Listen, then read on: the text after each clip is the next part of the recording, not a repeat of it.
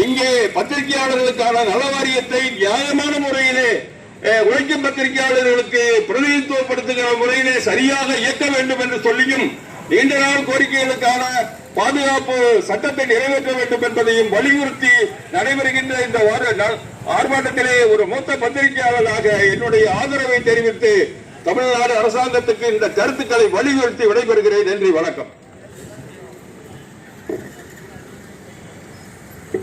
திருப்பூர் மாவட்டம் காமநாயக்கன் பாளையம் கிருஷ்ணாபுரத்தை சேர்ந்தவர் நேசப்பிரபு. இவர் நியூஸ் 7 தமிழ் தொலைக்காட்சி செய்தியாளராக பணியாற்றி வருகிறார். ஜனவரி 24ஆம் தேதி இரவு காவல்துறையுடன் கெஞ்சிய ஆடியோ வைரலானது. அதாவது சமூக ஊடகத்தில் வைரலானது. அவர் 4 நாட்களுக்கு முன்னாடி தகவல் கொடுக்கிறார்.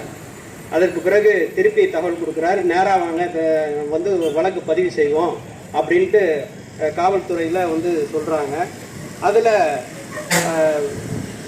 24 இரவு இருசக்கர வாகனங்களில் வந்த 4 பேர் நேசப்பிரபுவின் வீட்டை நோட்டமிடுகின்றனர். இது குறித்து காவல் கட்டுப்பாட்டுத்துறைக்கு தகவல் தெரிவிக்கிறார்.